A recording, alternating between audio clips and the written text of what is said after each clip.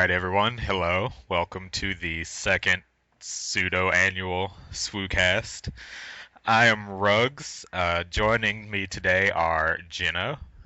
Hello, I am Jenna. We've got Mooney Hello. and Kane. That's me. So, how are we all? Doing good? Today we're going to Excellent. thank you. Somewhat. Thank you. Somebody had to respond. Thank you for that prompt response. Today, we've got a few things to talk about. We're not going to tell you. We're just going to go along and you're going to have to listen. Roll with it. Yes, one of the first things we want to talk about is two of the species that have joined the SWU bestiary species family. The first one, or the most recently approved one, is the Dewing. These are Mara's species. I believe Mooney here can tell us about those. I don't know a lot. I just know they're bat people. So, Well, that's pretty much the best way to describe them. They're bat people. They live on a moon, actually, that gets very little sunlight. So they are, completely dependent on echolocation, and their culture pretty much revolves around singing. It's a really neat species, and I definitely suggest everyone check it out. cool. The other Yeah, species, don't forget to mention the goggles. Oh yes, and they wear goggles in normal light because their eyes are extremely sensitive. gotta have the goggles. In I- Nam. Is necessary. Okay, so the other species, the one that was approved a little while ago, is belongs to LMR. They are called the Deravan. I know they are probably at least loosely based on the Dark Elf species from the Elder Scrolls series. Um, they live on a volcanic world. They've got very resilient bodies, and I believe they're racist. LMR would probably be the the best. Well, I know one I approved from him is sort of racist, but they've got an interesting culture in biology, and LMR would probably definitely be happy to answer any questions about the species, and I'm sure he'd love to have more people using them, just like I'm sure Mara would be happy to have people use her doing. Definitely. So those are the new species. Welcome to the family. I know there's also another one that's gotten a lot of discussion from Ash making the pan. Um, they're still being worked on, but we'll see. We'll see how they go. If anyone Well- can think of a way to fly without wings, send a PM to Ash. I'm sure he'd appreciate it. I'm sure. So the next thing is we have brief congratulations to offer to our current winners of the month awards. Member of the month is Fromikeable. Congratulations, you've been a helpful guy and a generally fun person to interact with. Character of the month is Sirius Kelrune. That belongs to Ghosty. It's his Padawan character. And it's always good to see a good Padawan because they can be surprisingly difficult to play well. And the thread of the month is It's Fun to Be Scum on Nalhutta. It was started by Morse. I believe it's just a general fringe thread. Um, I've been seeing it move a lot, so it's always good to see characters have a chance to interact with each other, which is totally what we're about, right? Interacting Yeah, with so. stuff. I believe I signed up for that thread. Haven't gotten to it yet, though. So. Same here. Here, We'll get there eventually. We'll throw a party. here we go. Kane and Moon. Neither of them are people of their word. Don't trust them. I'm kidding. Hey, I'm kidding. it's been a busy I'm couple kidding. of months. I'll get to it. Eventually. So next up we have the coming Battle of Ordo, which is a Mandalorian conflict. Basically what's going on is the Mandalorians are out to reclaim Ordo because it was theirs, and the Republic took it from them in the last war where they got crushed. So the Mandalorians, recently reforming as they are out to retake Ordo, as I said, but they've got some help coming from the Sith military and some members of the Sith Order, so that should make an interesting battle. It's just Mandalorians and Sith versus the Republic. There aren't any Jedi involved at this point. at this point. at this Yet. Yes, point indeed. implies things. Yes, implies things such as this being the battle that will get them involved. Yeah, because they're Because the Sith are involved now, which means the Jedi aren't basically going to pull Revan and just go fight the Mandalorians. They're going to do it because they know that the Mandalorians are working with the Sith. yes, and because up till now the Jedi haven't really been very worried about the not the Sith. I almost said the Sith. The Mandalorians, right? Yeah, they've kind of just avoided it because that pretty much is just a rehashing of the Revan story. Yeah. And it would be a bit stupid for them. Now, when you say the Jedi, you mean the Blades, correct? Yes, the Blades, That- not That Jedi is Order. that is a good distinction to make. So if you Yes, want quite a to good join one. that battle, you might want to look into joining the Blades. Oh yeah. Well, the overarching battle of Mandalorians and Sith fighting Jedi. Since right now the Jedi won't. I don't think the Jedi will be at Ordo at all, will they? No, Okay. not at all. Until Vreem rides in on his space dragon and saves the day. But How every battle will end that way from now on. and the war will be over in a week. So that's what's going on with Ordo. Did you want to say something, Moon? I was just saying, oh, Vreem, thank you so much for saving us all. Yes, so many fangirls.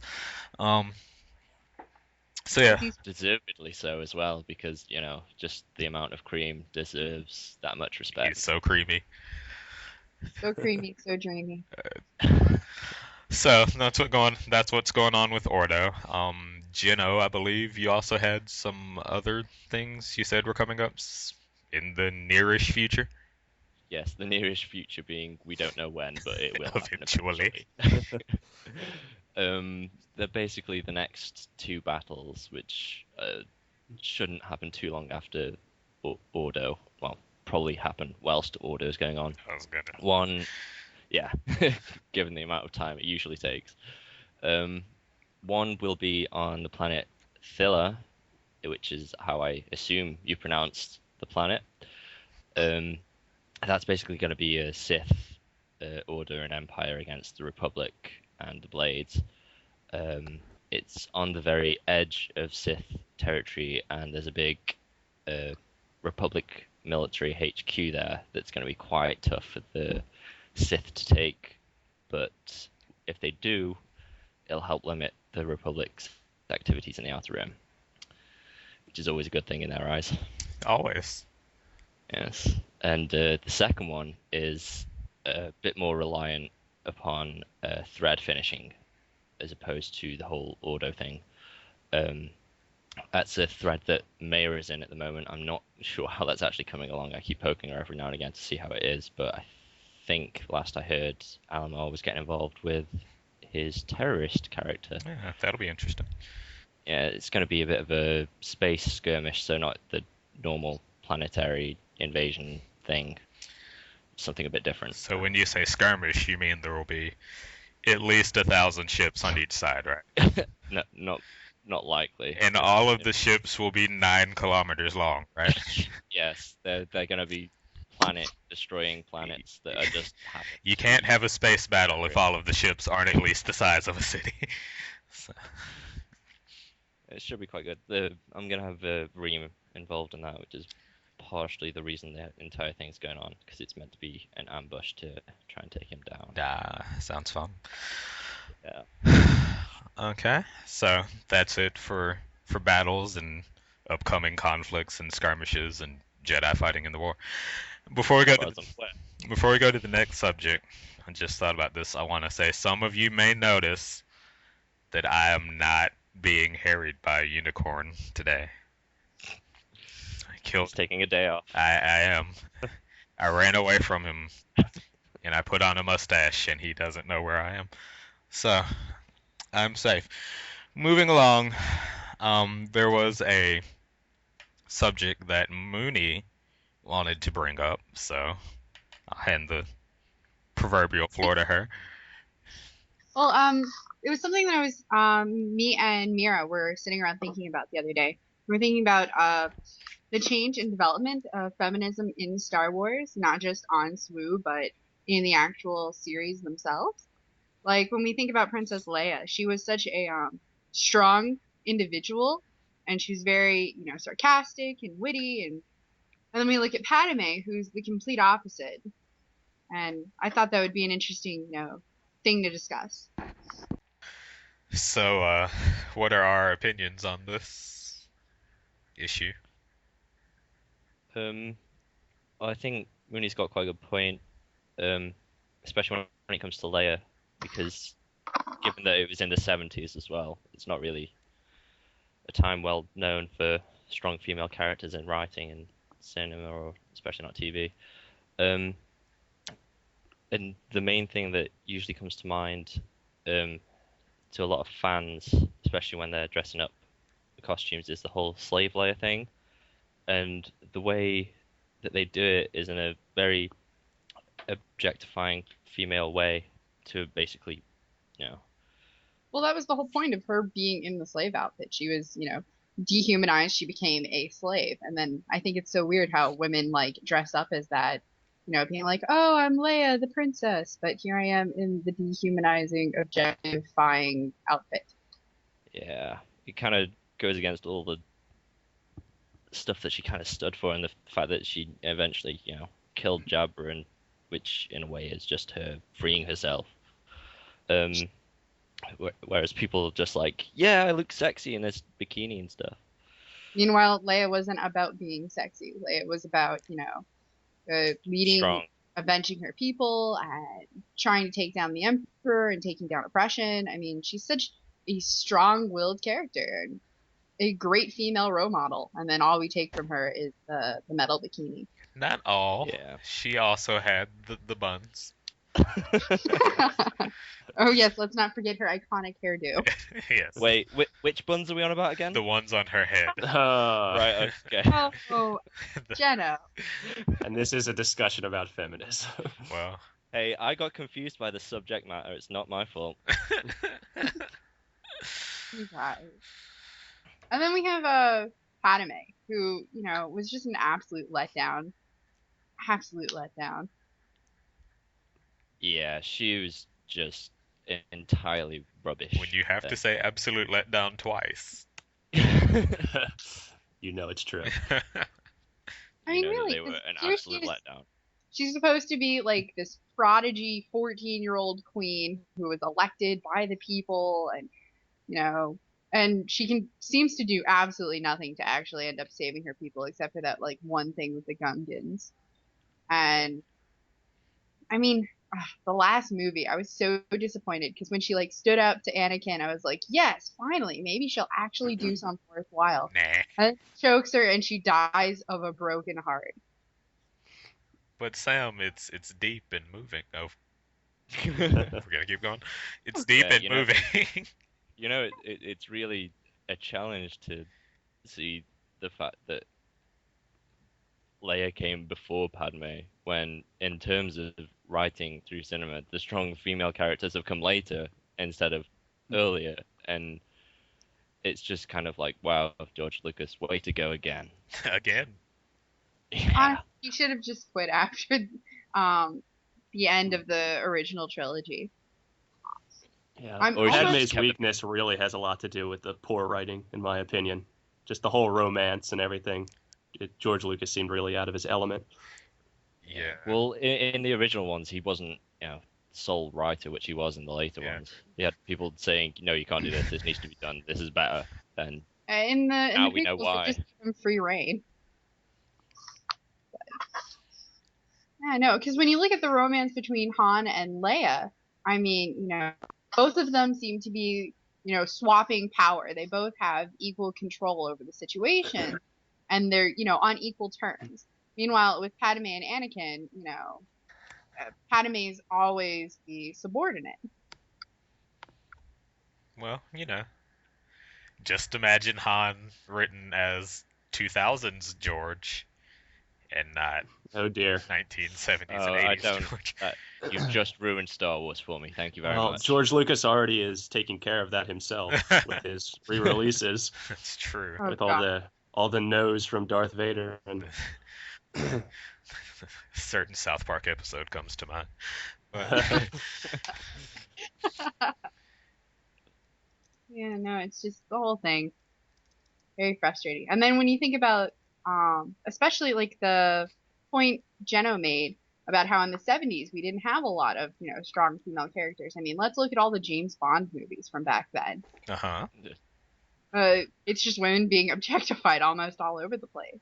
Yeah. But then we have, Leia, who, like I said, she had her whole planet destroyed. That's enough to break a person. But all it did was motivate her to be even stronger and really, push this rebellion to take down the Emperor. And then we have Padme, who, little things happen, and she's like, oh no. And she cries a lot. That's Oh true. God. Always. She also falls for Anakin and his soft lines. But her biggest flaw, and the thing that's at the heart of the whole issue of why is Padme not a good female character, is she does not have the Leia bones. Yes, She's that Leia must be it. I Totally don't know. scream feminism. Gotcha. I think at one point she does have the Leia buns on in episode 3. They weren't enough. Actually, I think she does. It was too Just little. pulling out some nerd It knowledge was right too here. little, too late. So nobody has to send us PMs or anything saying here there was buns at this point in episode 3. At this particular time down. Oops. That's sticking up for all the nerds.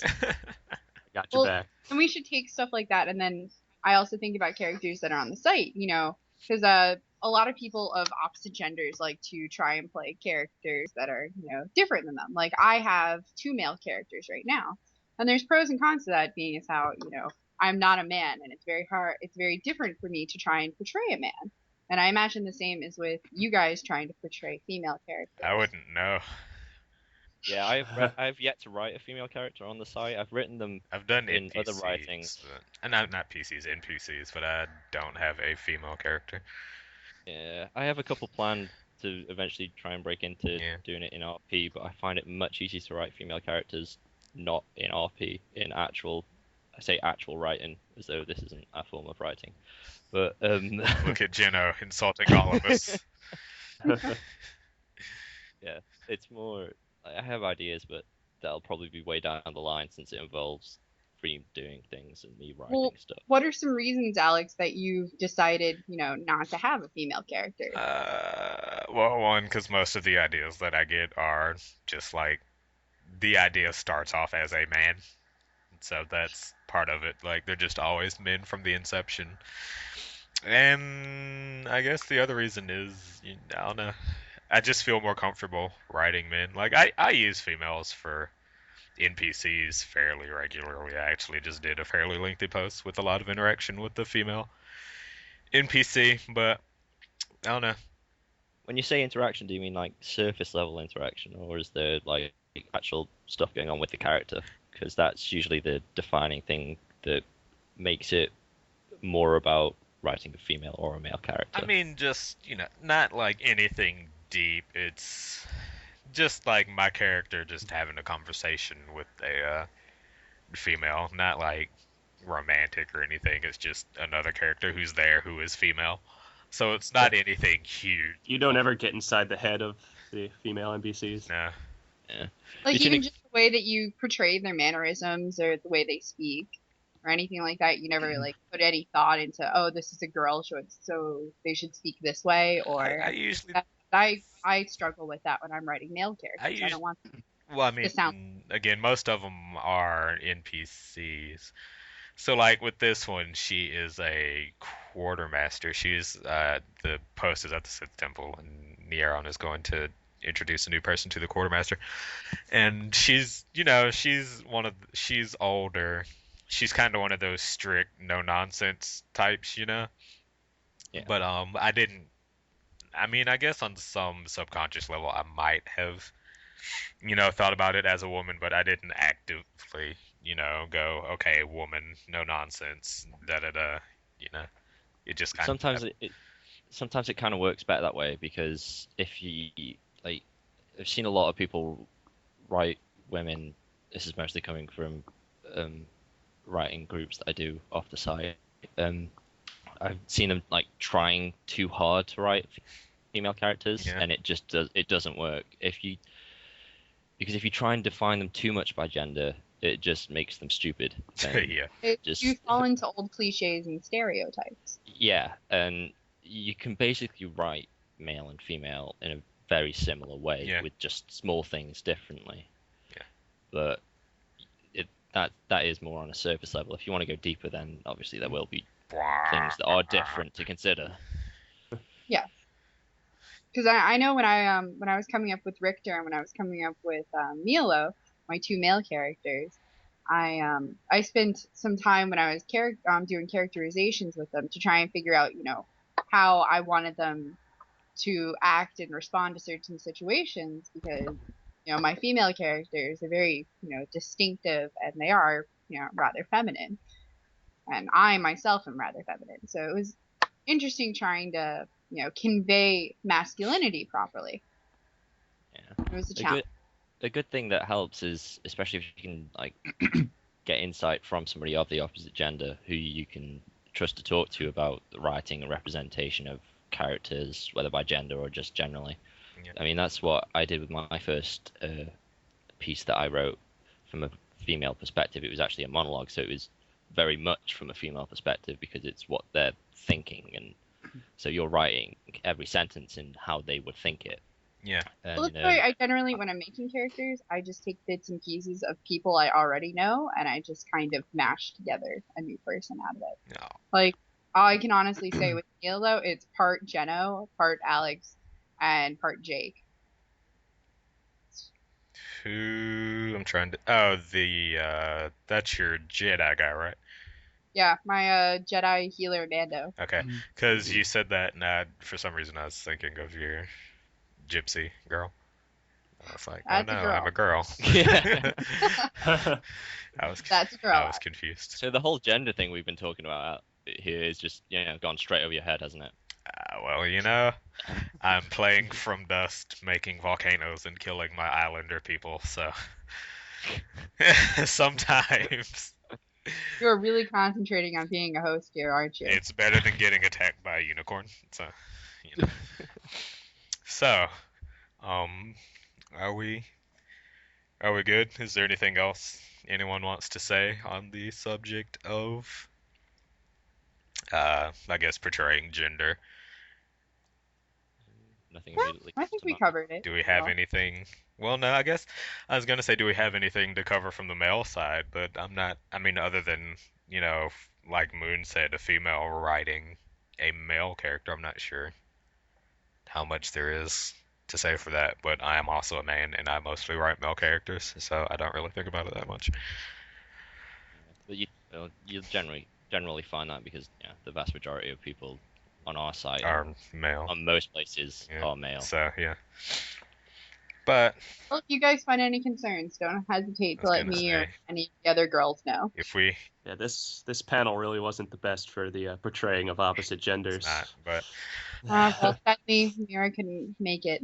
But if you want us to revisit the conversation at a later date, we can certainly do so. I'm sure we'll have some sort of feedback thread once this goes up. Oh, Yep. We actually might already have one. It's been so long since we did one, I forget. We do, but I don't think it's open to comments, so we should probably have one that is. Yeah. So, going on, we are going to move our final subject for the day. Is one that has been discussed fairly vigorously on the site lately, and that is we are going to get philosophical for you on a moment, as much as I hate philosophy. Oh yeah. Kane's getting excited over here. well, nothing makes Kane happier than talking about Sith motivation. We're going to Oh, talk yes. about, I guess, evil, and we decided to talk about this because of the traffic going through our Sith really evil thread, which is always an interesting discussion to have. And so I guess we're just gonna talk a bit about evil the nature of evil itself. Clearly, I'll open Wikipedia and look it up. Very philosophical. And we'll just talk about, are the Sith evil or other dark side characters, and why do we think that? What makes a good evil character? This podcast is about to get really deep, so Dawg. It would be, Aw. but I can basically just read the post that I put up because I'm probably just going to try and say the same things, but I'll end up saying them in a really, really bad way. Uh-huh. That Yeah, won't be as good. attempt to paraphrase. So who wants to start off? I guess I'll field this one with the concerning the Sith Have at it. being evil. The question, are the Sith evil? It seems kind of like there's an obvious answer to that. I know when I first read the thread title, I was like, well, of course they're evil. But you read some of the reasonings that people give for why they might not be evil, and I found that very interesting because obviously in real life, bad guys don't think of themselves as evil. Nobody's, sitting around in a black hat, petting a cat, thinking about how they're going to get James Bond tomorrow. Not even Jack? Not even Jack. No, Jack thinks about much more interesting things, like Niran. Even No, Jack don't thinks start. that he has his motivations are justified, and so the same thing goes for the Sith. And if you want to make good people, basically get them to do bad things, you have to justify it first. And the Sith code, basically, it's very vague. It has lots of different interpretations. And there's lots of different ways to justify basically what's going to become just a grab for power. That once you get the power, it's not even going to matter what the justification was anymore. So the Sith code really just becomes a means of getting people into the door Yeah. and getting them to listen to the Sith. And if I can cut in for a moment, what you were saying about the Sith code and getting power, and once you get it, you don't really care. That's sort of a commentary on the nature of the dark side itself as it exists in Star Wars, because as I've said in that thread, and I've said it over and over again, Star Wars is a universe that has a pretty black and white view on what's good and evil. Like, if the two driving forces of a lot of the conflict in not just the main movies, but even a lot of stuff in the expanded universe, if the two sides are called the dark side and the light side, it's got a pretty Yeah. polarized view of what good and evil is. But the dark side, as it exists in Star Wars, is a thing where a lot of people and a lot of characters try to do something good through the dark side, and they think, well, if I'm careful, I'll be okay. I can just be. They'll think, Yeah. oh, I'll be different because I'm. Well, it's like if I'm careful, I'll be okay. I know it happened to that person; they fell, but I'll be careful so I won't fall. And Well, I think that's a common pitfall for characters. And I'm not saying it's bad, because I think people would really think that way. But the dark side is such that once you start getting into it, it's very It's hard to get corrupting, out. and it's very hard to turn away from it. And once you get to that point, you just start to do bad things, because it's what the dark side does. It corrupts you. Yeah, I made an analogy in that post that I wrote, because I read or heard somewhere that the dark side is essentially addictive. So I made the comparison to it being a drug and all the different things that come with that. Well, that's interesting, especially when you think about the effects on the body that drugs have, and the fact Yeah. that the side Yeah. physically corrupts you Yeah. as well.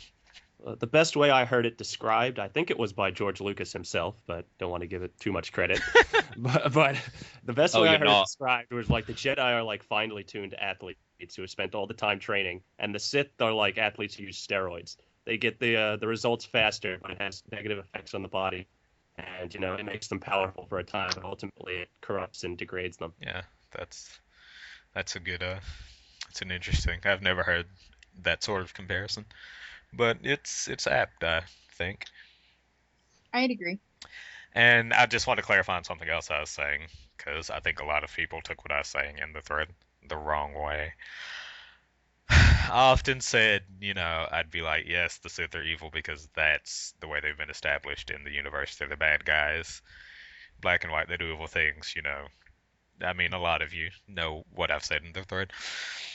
But what I think some people took it to mean when I say that a character is evil, that, you know, and that's their place in the story, that they have to be. I think a lot of people took me to be saying that they have to be, you know, the generic villain. They have to, you know, go kick children out of orphanages and steal people's wives and tie them down on the train tracks while they curl their little mustache. That's not what I'm saying. Like, not every Sith, not every not bad as in morally bad, not bad as in poorly written. Not every bad character has to be, you know, rah rah rah, evil, evil. Look at how evil I am. I'm punting children through field goal posts. That's not that's not good. There's a trope that was brought up. It's called stupid evil. It's basically characters who are just evil just because. And I mean, Just for the sake of being evil. yeah, I mean those characters exist, but unless They have their place. yeah, unless they're done, you know, by someone who knows what they're doing, they can get really boring and predictable. So I wasn't saying that characters have to be, you know, stupid evil. I wasn't saying that they can't believe in their motives, because I believe any character A good needs to bad guy believe. has to believe. Yeah, they have to Yeah. believe in themselves. Like Iniquitous believes in what he's doing, I would hope. Yes, he is. You know, Jack believes in what he's doing. Nieron is doing his thing, you know, because the other Sith, you know, Renata, Eurakis, they all believe in what they're doing. They're just doing a bad thing. So you can think you're doing something good, but, you know, you can And still. that can even be said for like the Sith military characters, like my character Richter, who is essentially actually a really nice guy. He thinks that he's trying to stop the Republic's oppression and to unite the galaxy. He thinks that he's doing the right thing because that's, you know, the perspective that he was given.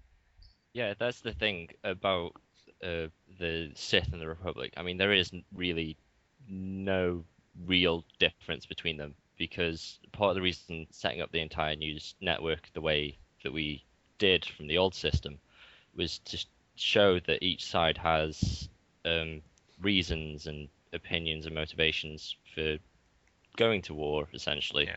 And Each for You the don't side has just Sith, bias. you like war. Yeah. the Sith on the Outer Rim and the planets that join them is because the Republic is centered so much at the core, and their power and their influence and the resources span outwards from there, and they're all centered in that part. So the further you are out, the less you're getting from them, and especially when they're going through a hard time, the people are suffering so much, and then here come the Sith, they've got lots of money, can do lots of things for them. Why wouldn't they choose to, The Sith come in seeming like white knights heroes. exactly? And that's essentially what they're trying to do. They're trying to, well, that's what Iniquitous is trying to do. He's trying to take over so that he can put in a better system, one that will help people more. But, he's making a war to do it, which isn't the greatest of things. I mean, you know, the best of intentions can always be skewed to, you know, not justify the means. Yeah. Which is exactly my point with the Sith code, which is it can pretty much be manipulated to think of anyone's intentions, any type of good intentions you can insert in there So it's and justify what ultimately will become the dark side. so. I mean, it's a conversation that it could go very, very long. And it can also span off in many, many directions. Yeah, Like, there's I took something Paul said and kind of ran with it Yeah. for a while that was to do with psychologically So, speaking, yeah. and to do with like just human nature and how the old question of, are humans inherently good or bad, and Yeah. I kind of ran with that a bit. Because even in that thread, and I think it's just over 2 pages. I mean, just under 2 pages long. I mean, you've seen a lot of different layers of discussion, because you have some people talking about human nature, like Jeno just said, and then you've got Kane talking like he was about, it's about motivation and corruption and thinking you're doing the right thing. And then I know I was often talking about characterization and how characters are portrayed, and there are just so many other, you know, there's so many aspects to the discussion. But it's a very, I think it's a good one to have. It's always an interesting one, and you can get some interesting opinions. Mm. Listening to what other people have to say about it. So I think it's been a good conversation to have. Yeah, I was That's quite glad to see it. So, and I think other opinions are always welcome. Yeah, and if other topics can be brought up like that cause discussion like this, it'd be a welcome thing on Give the us side. more things to because- talk about on podcasts. Exactly. yeah, and if people have ideas for podcasts, they can always PM them in. Ideas are nice, so we don't have to spend another year and a half. Even though I don't think it's been that long. What are we going to talk about? I don't know. So you hear that, Swoovillians? If you have any ideas for things that we can discuss on the podcast, don't hesitate to PM a member. Mostly rugs, PM rugs. Yeah, I was going to Yeah, say mostly me. Spam rocks. I don't bite too much. Too much. He's got short teeth. I've got what? Short teeth. I thought you said I have shorts. I was going to say. Actually, I do have shorts. Comfy and easy to wear. So,